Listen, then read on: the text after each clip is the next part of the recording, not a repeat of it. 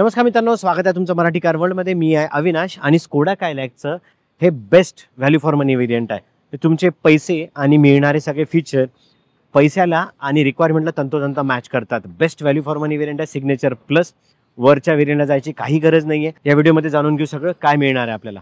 कायलॅकचं सर्वात परवडण्यासारखं व्हेरियंट, कारण हे फक्त 11,40,000तच तुम्हाला हे कार अवेलेबल होते. बेस्ट डील स्कोडा गार्वेला तुम्हाला अवेलेबल होते. चला बोलूया फ्रंट एंडपासून. सर्वात जास्त परवडण्यासारखं व्हेरियंट आहे, कारण 11.5 लाखात तुम्हाला काय काय मिळतं ते तुम्हाला आता आज सांगतो. महत्त्वाचं काय, ही कायलॅक कुठे येते, कुठल्या सेगमेंटमध्ये येते, कोणी घ्यायला पाहिजे, कुठलं मास ऑडियन्स, क्लास ऑडियन्स याच्यासाठी अपील होऊ शकतं, तुमची रिक्वायरमेंट फुलफिल होईल का, हे सगळ्या व्हिडिओमध्ये बघू.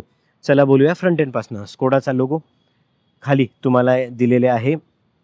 ग्रिल जी तुम्हाला प्लॅनो बॅक फिनिशसारखी दिसते, पण मॅट फिनिशच आहे, पण हलकासा ग्लॉसी कलर दिलेला आहे.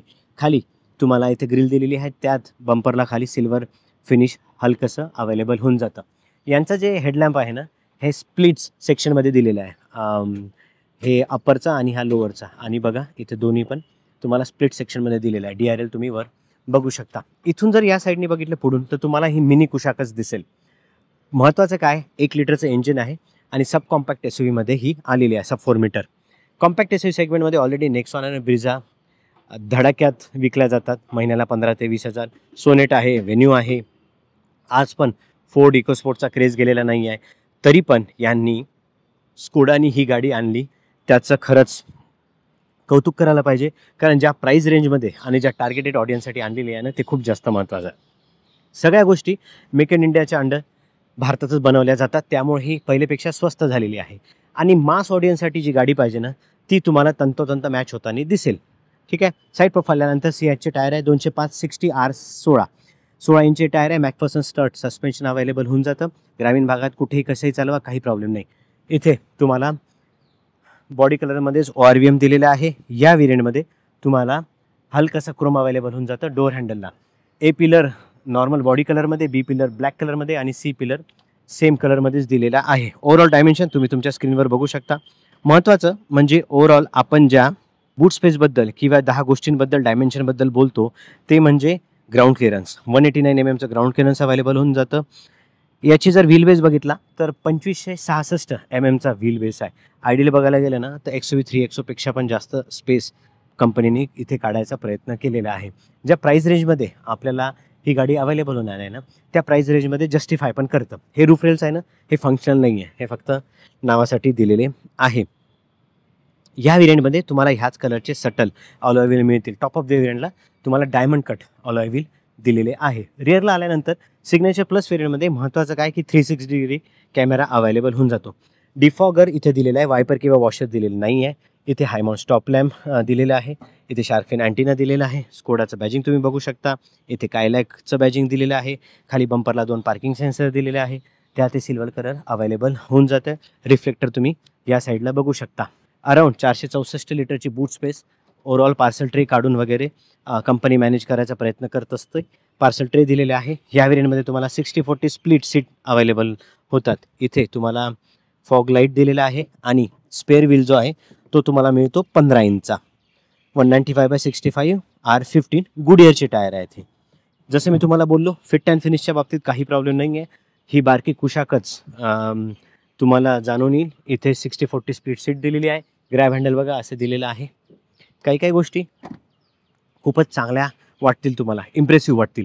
ग्लोबल एनकॅपच्या क्रॅश स्टेटमध्ये 5 स्टार रेटिंग मिळाली होती याला, त्यामुळं सेफ तर गाडी आहेच. रिअर सीटबद्दल बोलू. या व्हेरियंटमध्ये तुम्हाला फॅब्रिक अपॉस्टीज दिलेली आहे, पण ही जी फॅब्रिक अपॉस्टी आहे ही थोडी प्रीमियम लुकसोबत अवेलेबल होती. ॲडजस्टेबल हेडरेस्ट आणि इथे तुम्हाला आर्मरेस्ट दिलेला आहे या व्हेरियंटमध्ये. बाकी बकेट शेप जो आपण त्याला म्हणतो चांगला दिलेला आहे. कम्फर्ट खूप चांगला आहे. थाय सपोर्ट चांगला आहे. 3 लोक निवांत बसू शकतील. प्रीमियम फील जो आहे ना, तो नक्कीच येईल तुम्हाला. इथे तुम्हाला AC वेंट दिलेले आहे. 2 C टाईपचे चार्जिंग सॉकेटचं ऑप्शन दिलेलं आहे. मोबाईल कुठे ठेवायचा, कारण खाली जागा दिलेली नाही, तर जागा इथे दिलेली आहे.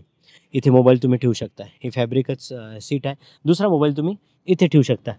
या व्हेरियंटमध्ये तुम्हाला सनरूफचं ऑप्शन मिळत नाही. कॅबिन लाईट इथे तुम्ही बघू शकता. डोअर हँडल जे आहे, डोअर हँडलला फॅब्रिक अपॉस्टी दिलेली आहे ग्रे कलरमध्ये. इथे विंडो खालीवर करता येईल आणि इथे लॉक अनलॉक क्रोममध्ये दिलेला आहे. बघा 11.5 लाखात ज्या गोष्टी द्यायला पाहिजे आणि ज्या गोष्टींची गरज आहे त्या गोष्टी तुम्हाला नक्कीच दिसतील. रिक्वेस्ट सेन्सर दिलेला आहे, 4 विंडोचे पॉवर कंट्रोल आणि इलेक्ट्रिकली ॲडजस्टेड अँड फोल्डेबलचं ऑप्शन ORVMचं सिग्नेचर प्लस व्हेरियंटमध्ये तुम्हाला दिलेलं आहे. हे सुद्धा एक चांगली बाब आहे, ती पण कंपनीने दिलेली आहे. 4 विंडोचे पॉवर कंट्रोल, 1 लिटरची बॉटल ठेवायला जागा, हाईट ॲडजस्टमेंटचं फीचरसुद्धा या व्हेरियंटमध्ये तुम्हाला मिळून जातं. ही फॅब्रिक अपॉस्ट्री आहे. इथे तुम्हाला हेडलॅम्पचे कंट्रोल दिलेले आहे, हेडलॅम्प लेवलर दिलेले आहे आणि इंजिन स्टार्ट स्टॉपचं ऑप्शन तुम्हाला या व्हेरियंटमध्ये अवेलेबल होतं. नॉइझी वगैरे अजिबातच नाही. इंजिन स्टार्ट करून एकदा मी तुम्हाला दाखवतो. काही कंप्लेंट मी ऐकलेल्या आहेत, ऑनलाईन वाचलेलंसुद्धा आहे की ACच्या बाबतीत स्कोडावाल्यांचे काही प्रॉब्लेम आहे की गाडी जी आहे ना ती लवकर गार होत नाही. तुम्हाला हा प्रॉब्लेम माहीत असेल तर कमेंट बॉक्समध्ये नक्की कळवा. इथे स्टेअरिंग व्हील, इथे तुम्हाला लेदरच दिलेलं आहे.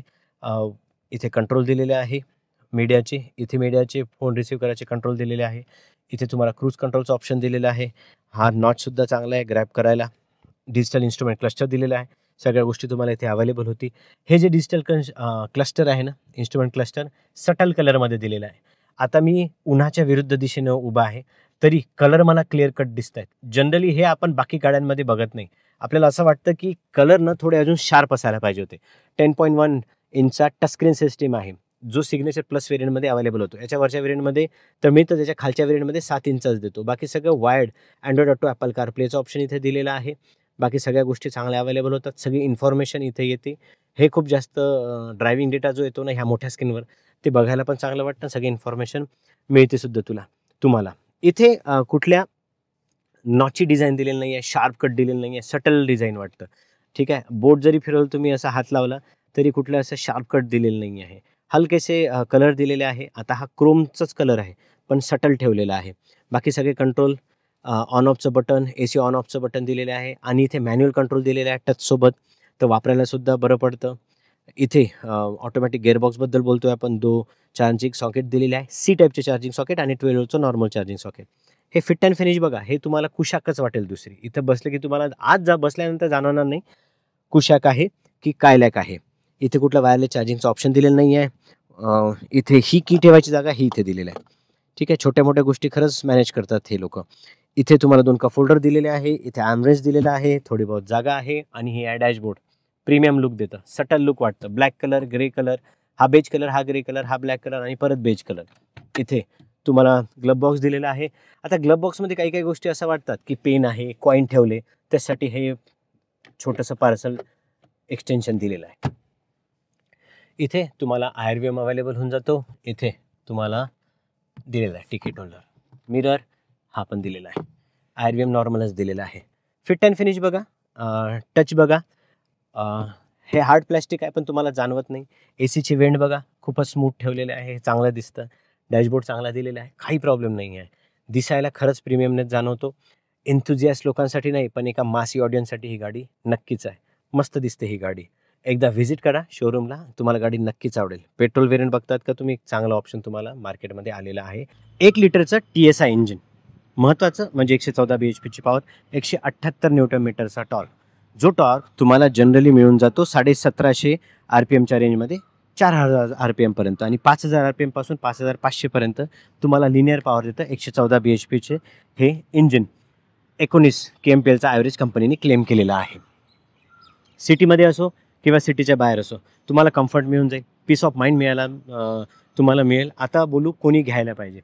ज्या लोकांना खरंच एक चांगली गाडी पाहिजे घरात उभी, जास्त रनिंग जरी नसलं, कमी रनिंगमध्ये सॅटर्डे संडे तुम्ही फक्त बाहेर पडता फॅमिलीला घेऊन, सिटी ट्रॅफिकसाठी एक चांगली आणि तुम्हाला महत्त्वाचे म्हणजे सेफ्टी, बेस्ट सेफ्टी रेटिंग आहे. भारतातली सर्वात सेफेस्ट कार आहे सध्याच्या आत्ताच्या घडीलाही. दुसरं महत्त्वाचं म्हणजे तुम्हाला पीस ऑफ माइंड पाहिजे. उगाचच काहीतरी आवाज आला, गाडीत कुठला तरी करकर आवाज येतोय, सर्व्हिस सेंटरला गेले, छोट्या मोठ्या गोष्टी नेहमी चालत राहतात, सर्व्हिस सेंटरला 5-10 दिवसांसाठी गाडी ठेवली, असं काहीही स्कोडासोबत तुम्हाला होणार नाही. एक चांगला क्लास तुम्हाला मिळून जातो, चांगली गाडी अवेलेबल करून दिलेली आहे, सटल डिझाईन दिलेलं आहे, डिझाईन बोर होणार नाही तुम्हाला, एक चांगलं इम्प्रेशन पडतं. 1 लिटरचं इंजिन आहे, तुम्हाला चांगला ॲव्हरेज अवेलेबल होऊन जातो. या सगळ्यासोबत तुम्हाला पीस ऑफ माइंड ह्या आतल्या इंटेरियरमुळे पण मिळतो. खूप सटल डिझाईन दिलेलं आहे. ठीक आहे, मेंटेनन्स खूप कमी येतं. 1 लिटरचंच इंजिन आहे ॲव्हरेज पण चांगला मिळून जातो. काही दिवस गाडी उभी असली Monday to Friday, Saturday Sundays तुम्ही बाहेर काढता तरी तुम्हाला काही वाटणार नाही. आणि एक चांगलं क्लासिक डिझाईन, सगळ्या पॅरामीटरमध्ये ही गाडी बसते. आणि महत्त्वाचं म्हणजे 11,40,000 जी की प्राईज तुम्ही जर बघितलं बाकी रेंजसोबत आणि ह्या फीचरसोबत तर बेस्ट होऊ शकते. व्हिडिओ कसा वाटला कमेंट सेक्शनमध्ये नक्की कमेंट करून सांगा. भेटूया नवीन व्हिडिओमध्ये नवीन माहितीसोबत. धन्यवाद.